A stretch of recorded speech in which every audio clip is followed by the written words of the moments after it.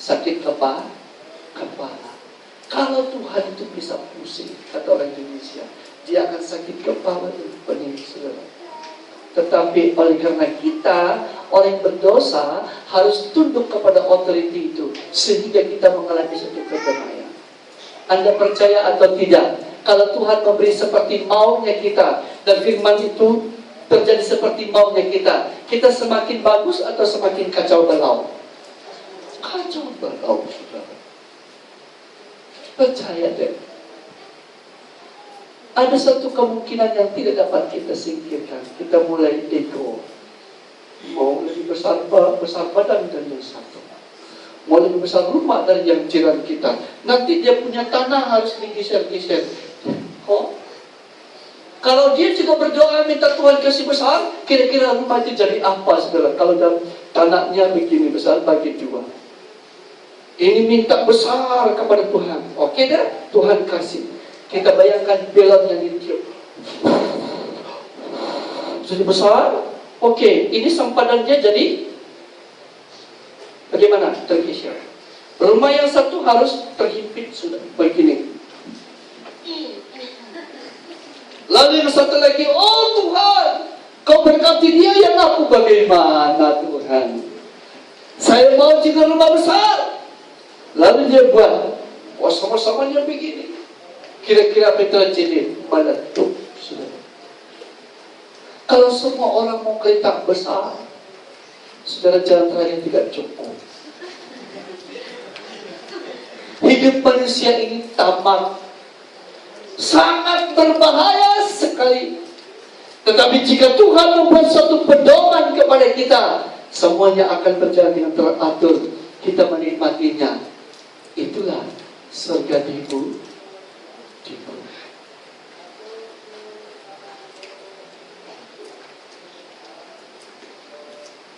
Ini tanggung jawab kita terhadap firman.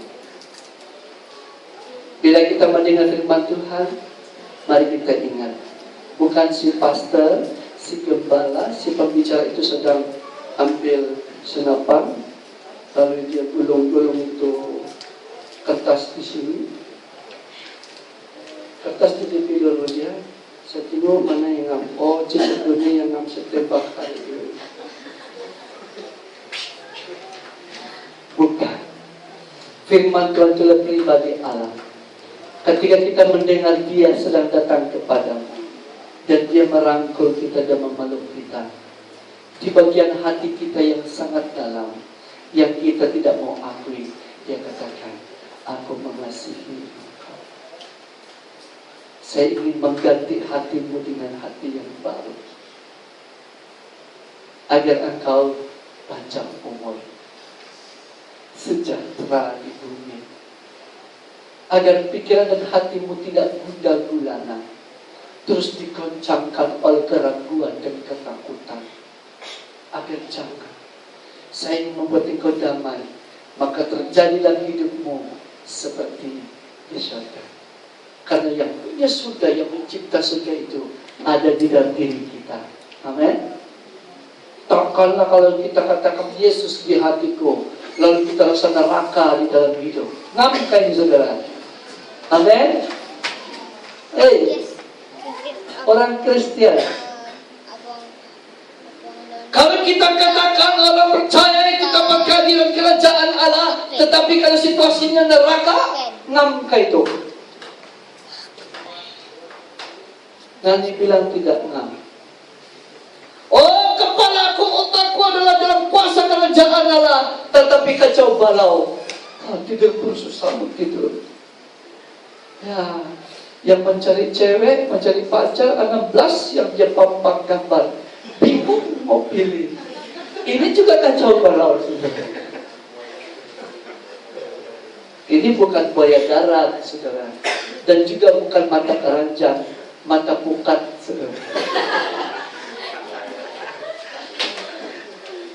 Banyak hal yang membuat kita tidak bisa sejahtera, tetapi Yesus datang menolong kita dalam keadaan yang sangat sederhana sekalipun. Ia tidak mengabaikan itu sebagai satu keperluan dalam hidupmu. Kalau perkara yang paling besar saja dia harus tolong Anda, apalagi sepele, saudara. Kalau dia boleh membagi nilai yang berbilion dan laksa-laksa, apalagi 5 sen, maksud saya begitu. Siapa susah beri 5 sen? Nah, 5 sen, 1 sen mau? Tidak ada. Tetapi Tuhan buat yang termahal dulu. Nilai yang termahal dulu dia bagi kepada kita. Dosa diampuni, kita diterimanya, menjadi anaknya. Lalu apa yang kau perlu yang paling kecil itu? Itu lagi dalam tangannya. Dia didik kita, dia ajar kita, dia nyatakan kesalahan kita. Itu 50 ringgit saja, saudara. 50 sen. Itu pun kita bilang, Allah tidak mau. Ini, saudara, semua kasih tahu kita. Begitu bagusnya Tuhan. Kasih tidak berubah. Tetapi bila kita tidak punya 50 sen, 50 ringgit, kekhawatiran kita minta ampun sama Tuhan. Oh Tuhan, tidak maulah saya sembahyang sudah ini. Padahal dosamu yang gede, yang besar, yang memisahkan kau dari surga untuk masuk neraka, Tuhan sudah ampuni. Tetapi soal keperluan kau 50 ringgit saja, sudah kita bimbang dan mau berdosa dengan Tuhan. Oke deh Tuhan, biar saya berbuat kesalahan saja, berbuat dosa saja. Demi apa? Mendapat 50 ringgit. Inilah kita. Tapi untuk menolong orang seperti ini, bagaimana caranya? Tuhan katakan, Ia menyatakan kesalahan kita. Ia mendidik kita. Terus menerus. Jadi jam kuliah orang percaya itu berapa jam? Setiap saat. Okay. Mau menjadi murid Kristus? Atau waktu jam kuliah saja, waktu pergi sembahyang seperti ini saja saya murid Kristus. Penat menjadi murid Tuhan Yesus. Pikir yang mulia, pikir yang kudus saja. Jadi kalau pikir yang jahat tidak penat, saudara? Hai. Lagi penat. Tapi kalau kita memiliki yang mulia, wah, lebih damai sejahtera di hidup kita. Karena kita tahu bahwa ada suatu kepastian. Yang kedua dan terakhir, menjadi tanggung jawab kita. Minggu lalu saya kasih tahu, tanggung jawab orang percaya itu terhadap sesama, terhadap diri sendiri. Karena ada akhir zaman.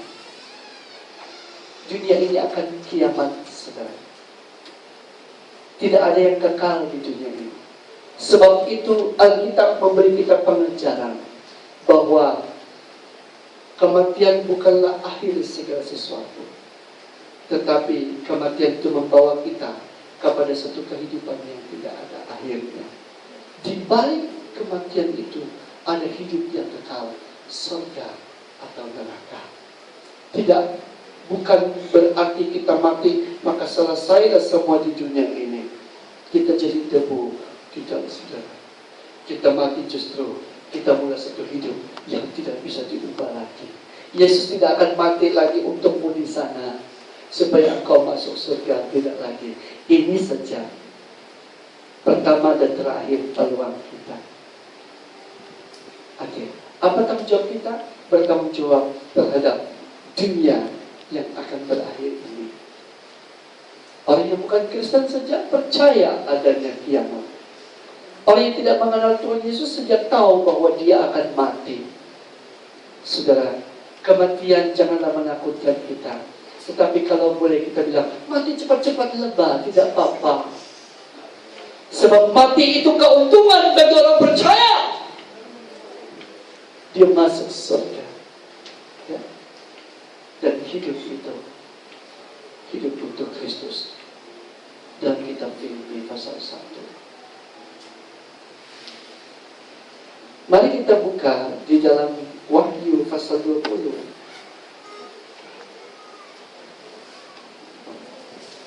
Ayat 11 sampai 15 ini yang terakhir. Wahyu 20 ayat 11 sampai 15. Tanggung jawab kita yang pertama kali pada firman kita sudah belajar. Tanggung jawab kita yang kedua terhadap dunia yang kiamat ini. Terhadap janji Tuhan, maksud saya bahwa dunia akan kiamat. Ayat 11 sampai 15. Saya membacanya dalam terjemahan bahasa Indonesia. Lalu aku melihat suatu takhta putih yang besar, dan Dia, maksudnya Yesus Kristus, yang duduk di atasnya. Dari hadapannya lenyaplah bumi dan langit, dan tidak ditemukan lagi tempatnya. Dan aku melihat orang-orang mati, besar dan kecil, berdiri di depan takhta itu. Lalu dibuka semua kitab, dan dibuka juga sebuah kitab lain, yaitu kitab kehidupan. Dan orang-orang mati dihakimi menurut perbuatan mereka, berdasarkan apa yang ada tertulis di dalam kitab-kitab itu. Maka laut menyerahkan orang-orang mati yang ada di dalamnya, dan maut dan kerajaan maut menyerahkan orang-orang mati yang ada di dalamnya. Dan mereka dihakimi masing-masing menurut perbuatannya. Lalu maut dan kerajaan maut itu dilemparkan ke dalam lautan api. Itulah kematian yang kedua, lautan api.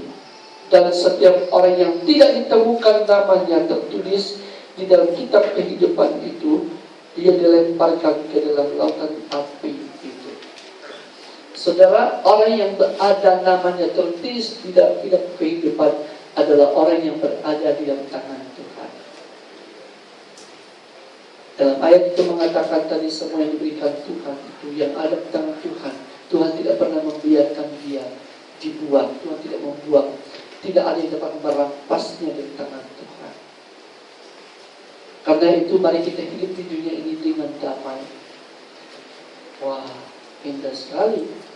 Tidak ada yang dapat merampasnya dari tangan Tuhan. Karena itu lebihlah dirimu, supaya jangan kau keluar sendiri dari tangan Tuhan. Ada orang yang mau keluar sendiri, tidak cukup selesa di dalam kerajaan Tuhan. Di timur-timur sana, bagus sana, ada di sini tidak ada lampunya hitam, gelap, terang malam, siang malam, tiang malam, petang, pagi, tengah malam, tidak ada di gereja. Tetapi di sana ada, macam lebih seronok pula. Mari saya ingin tanya kita, di mana seronok, saudara? Apa itu seronok?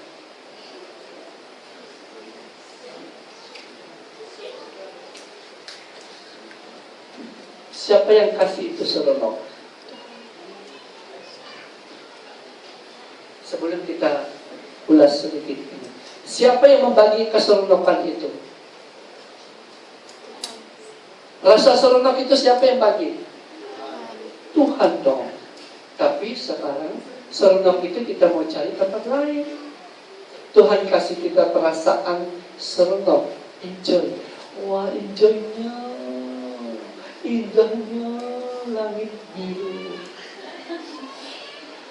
sungguh luar biasa. Enjoy di sini, sukacita. Lalu kita mau mencari bahan-bahan untuk mengisi enjoy itu. Ini kan salah, saudara. Enjoy itu sudah memang ada padamu. Kok dicari lagi bahan-bahan untuk mengisi damai itu? Hai. Damai yang ada pada kita, sukacita, enjoy itu memang sudah ada dalam diri kita. Dan itu milik Tuhan, kepunyaan Tuhan. Dan Tuhan boleh mengembangkannya sehingga arti enjoy itu dapat kita nikmati. Dunia tidak dapat mengisinya karena konsepnya beda, buahnya beda, tujuannya juga berbeza. Tetapi Tuhan yang mencipta enjoy, perasaan sukacita di hidup kita itu, Dia tahu arah enjoy itu, kepentingan enjoy dalam hidup kita. Ya? Oke, kita kembali kepada ayat ini, kita tinggalkan enjoy dulu. Setiap orang yang namanya tertulis dalam kitab kehidupan itu, yang tidak terdapat, mereka dilempar ke dalam lautan api. Mereka yang ada dalam kehidupan itu, ada namanya tertulis dalam kitab buku kehidupan, adalah orang-orang yang di dalam tangan Tuhan. Mari kita lihat ayat di atas.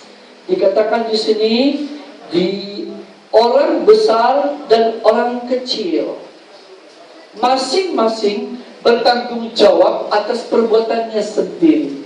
Bapak tidak dapat bertanggung jawab terhadap kesalahan anaknya, anaknya juga terhadap bapak mamanya tidak dapat. Pastor, gereja, gembala, reverend, apalagi father, bishop sendiri pun, father sendiri pun, pastor sendiri pun menghadap Tuhan dengan gentar dan hati yang hancur. Itu sebabnya Rasul Paulus katakan, saya memberitakan firman kepada kamu, supaya kamu jangan bergantung kepada hikmat manusia. Hikmat manusia itu selalunya berpower, berkuasa melalui organisasi, melalui gereja, melalui jawatan, melalui nama, dan berbagai tempat untuk mempengaruhi jemaat. Saudara yang kasih, di sini saya balik-balik ajar kita, ulang-ulang. Saya mengajar kita agar kita ada persekutuan pribadi dengan Tuhan. Dengan itu kita enjoy depan Tuhan. Saya juga akan menghadap Dia dengan diri saya. Istri dan anak-anak masing-masing juga demikian. Karena itu saudara, Alkitab berkata supaya firman Tuhan ini menjadi pedoman dan pengajaran bagi kita, maka kita wajib hidup sesuai dengan firman Tuhan. Sesuai dengan firman Tuhan, sesuai dengan pedoman yang Tuhan beri kepada kita. Sesuai dengan pedoman artinya sesuai dengan apa yang Tuhan telah rencana bagi kita. Karena Tuhan tidak pernah merencanakan kecelakaan bagi kehidupan Bapak, Ibu, anak-anakku, saudaraku yang kekasih. Apa keadaan yang perlu kita pertanggungjawabkan di sini? Dikatakan ada lautan api neraka. Jadi sebab itu tanggung jawab kita kalau kita sudah diselamatkan, sudah percaya, mari kita berdoa untuk saudara kita, untuk kawan-kawan kita yang lain. Mari kita rangkul mereka seperti Yesus merangkul kita.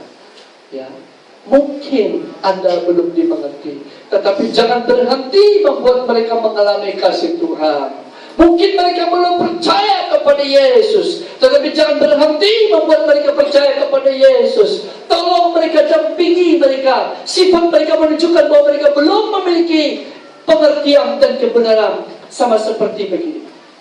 Contoh. Oh, anak kita lah, anak kita yang lari-lari ini. Baru sana panjang, sini masa berdoa. Oh. Saudaraku, bikin jengkel kan? Ya kan?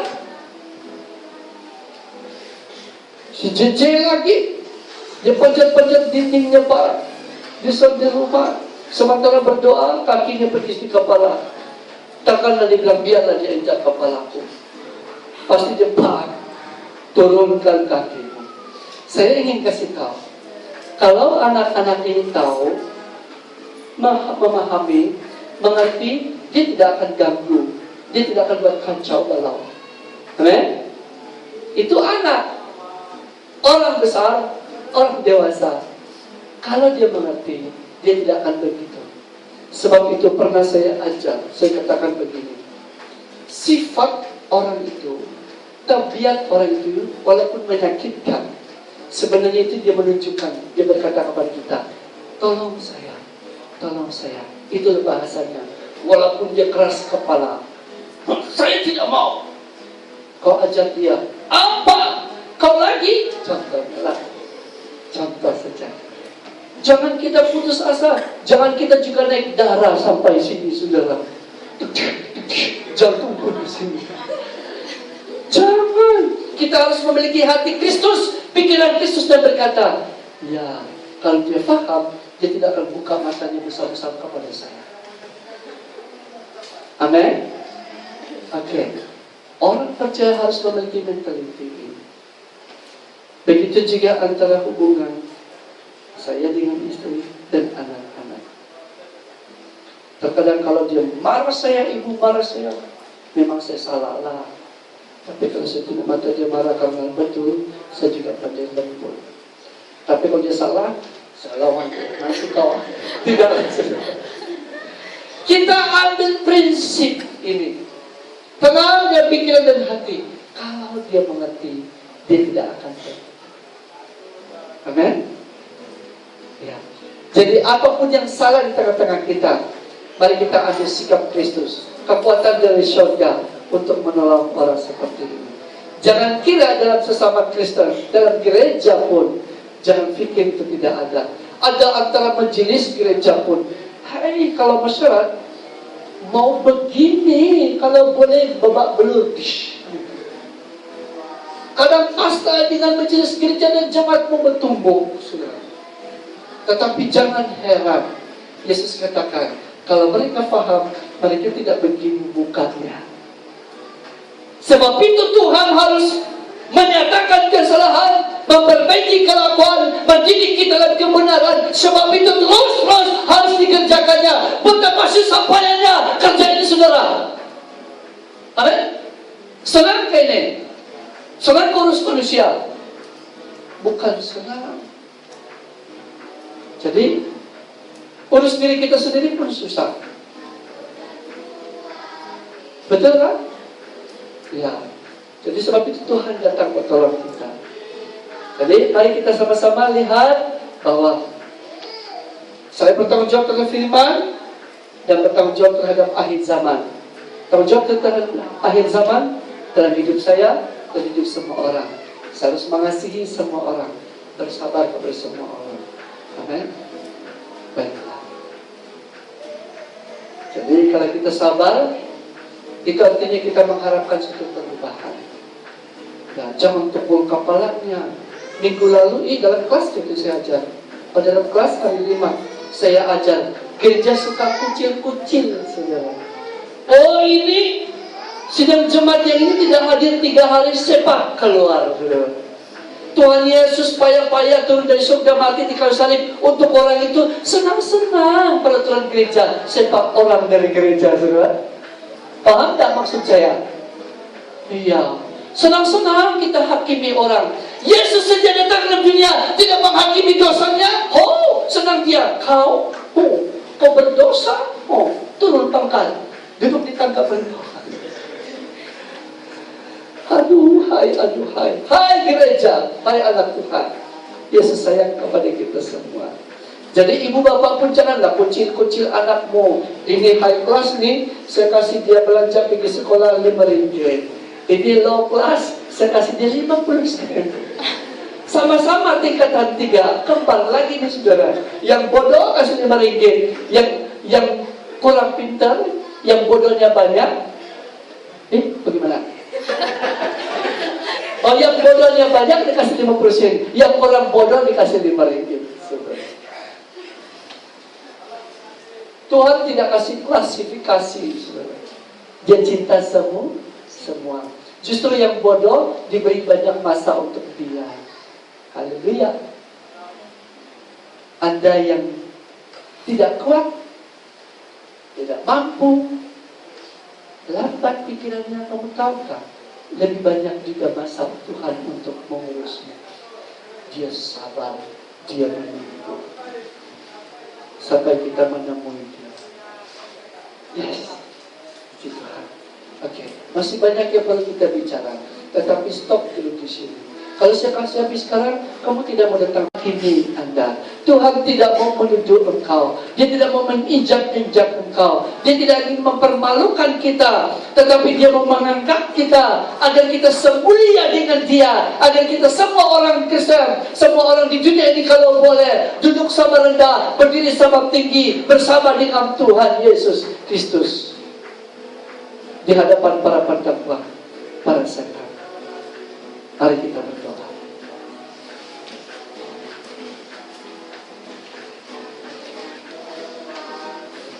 Bapa di surga, dalam nama Yesus Kristus,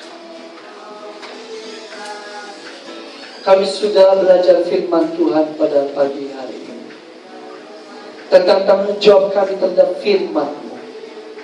Kami sudah mengenal firman itu adalah diri-Mu sendiri, dan firman itu ada dalam hidup kami. Dan firman itu yang mendidik, mengajar, menyatakan kesalahan, memperbaiki kelakuan kami. Bukan justru untuk meruntuhkan kami, bukan mematah semangat kami, Penyertaan kesalahan memperbaiki kelakuan itu adalah tindakan Tuhan untuk memisahkan hati kami dari keadaan yang tidak damai sejahtera karena kesalahan, menghancurkan perkara-perkara yang membuat hidup kami gundah gulana. Tuhan ingin mengikis semuanya agar kami memiliki seutuhnya kebenaran dan damai sejahtera kehidupan kami di dunia, sementara kami menanti Tuhan membawa kami ke surga. Saudaraku yang kasih, adakah sesuatu hal yang begitu perlu dalam hidupmu